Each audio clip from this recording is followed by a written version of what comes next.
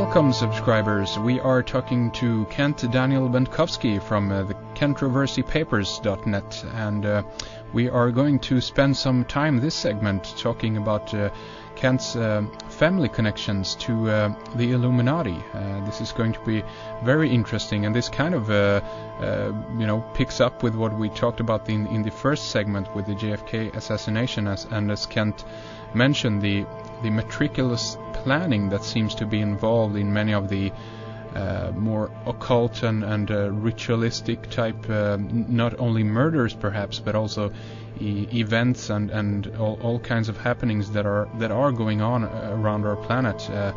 And Kent, one thing that I would like to begin to ask you, because this is something that I have been pondering upon a long time. I think a lot of people tuning in are familiar with the name Illuminati and the concept around it, the background story, of course, the creation, everything from Adam Weishaupt setting it up and so forth. But the question I have for you here to kick things off is there really an order still around today that you know of that actually is called the Illuminati, or is this kind of like a name for a collection of orders, kind of as a thing to identify the power elite, as it were? What's your idea about that?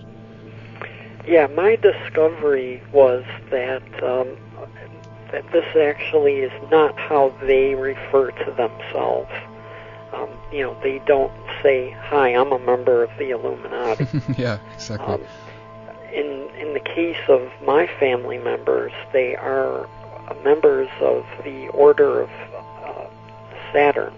Okay, and they're what I refer to as the Illuminati is just like a catchphrase, so that people understand the type of individual I'm talking about, and also the type of activities that these people are known for.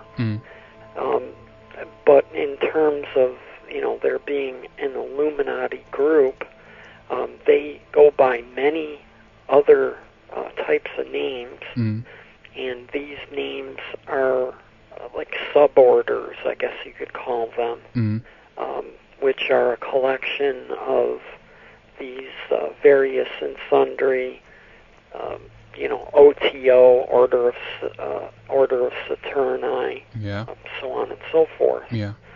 The Brotherhood of Death, for example, Skull and Bones, and on and on and on.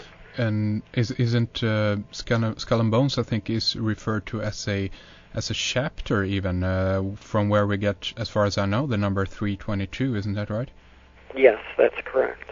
So there are a lot of different chapters out there. There are a lot of different orders out there. There are a lot of different degrees, of course. And as far as I know, within standard Scottish Rite Freemasonry, 33 is the highest. But I know that I've heard from a lot of people that there are within, let's say then, Illuminati kind of orders that it goes up to 90 degrees, and I've even heard up to 360 degrees, of course, because this is the completion of the circle itself. Is this anything you know anything about? Yeah, actually, the thing you just mentioned about the 360 degrees, the completion of the circle, that is the highest degree. But what it is it's a series of side type of orders and off branches of the main system of Freemasonry. And these are the higher levels, which go above the 33rd degree, which is referred to as the degree of the Illuminati. Some people refer to it as. And in terms of that, we have to remind ourselves these people are fanatical about geometry. They're fanatical about Pythagorean math, and because of this is where these ideas that incorporate these geometrical concepts come into play. And that's why we end up with 360 possible degrees instead of the 33 known by the public that knows about them. Do you think that they are using this because they actually know that there is, how should I put it?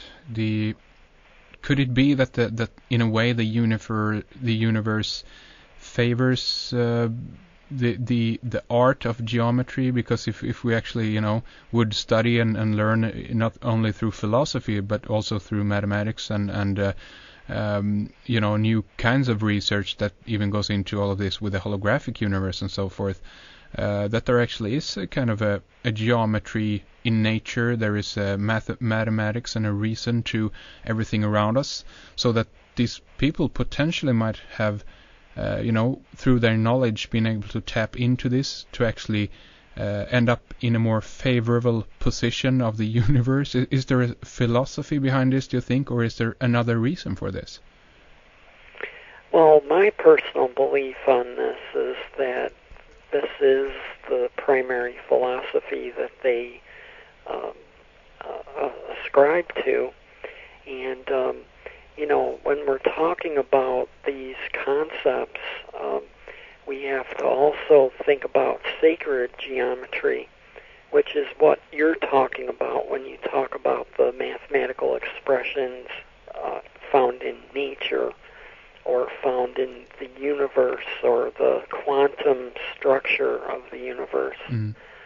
And so math is kind of like the universal language, if you will. It's a language that remains constant while language itself does not. Yeah, exactly. So that's important to these people for that reason as well. Do you think there could be a communication attempt to higher forces? I mean, we can only look back to,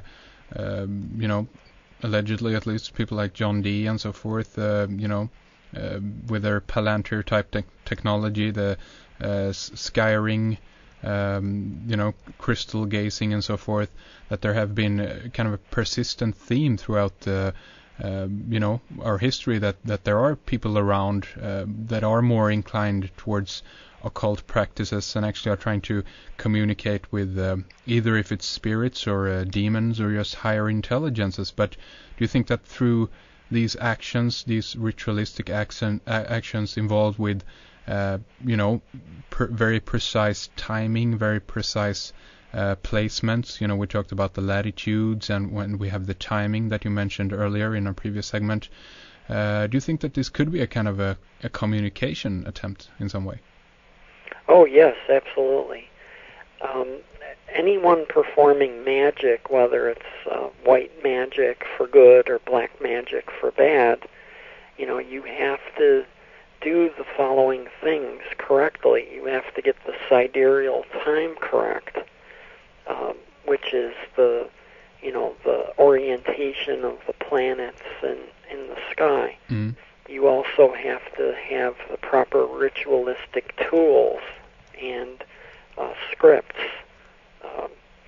and so forth. Mm-hmm. And so these people have been at this for many, many thousands of years. Yeah. And this goes back, into ancient Egypt and farther back into Atlantis and also, I believe, back to Sirius itself. Mm.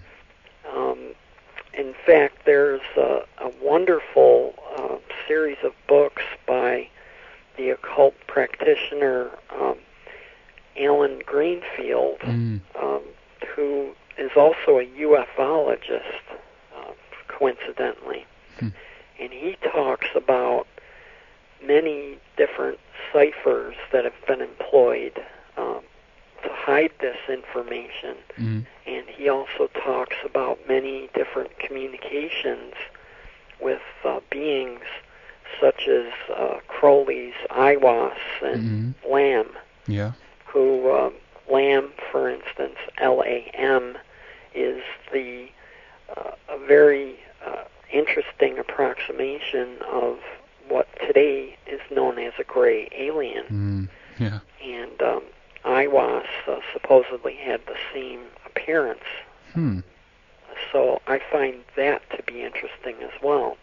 Yeah. Now, whether or not we're talking about if these are demons, if they're angels, if they're aspects of our own psychological makeup, that's an interesting question, and I'm not sure I have the answer to that yet, because my personal experience with these things has been that at times it seems like it's psychology, at times it seems like it's a communication, and at times it seems like it's an angel, and at times it seems like you've just opened up the gates of hell. Yeah, that's right. So it's kind of a mixed bag. That's right. I'm kind of in the same position, I guess. I'm just, trying to look upon this, and try to figure out what the heck is going on. And just as you say, this seems to, change its shape and attributes all the time, and it's very difficult to pinpoint it and pin it down. But in a way, that might be one of the aspects of the phenomena itself, that it actually is meant to be there as a changing, elements that we, so in some way we can learn and discover more and grow, because of it. I don't know. I'm not sure yet, but indeed it's interesting, and that's what we're into here. So. Yeah, in fact, one of the things that I love about Red Ice is the fact that you are persistent in your presentation of these concepts, because sometimes people get into these frames of mind or states of mind where they are, this is the answer and this is it, and I'm not open to any further discussion.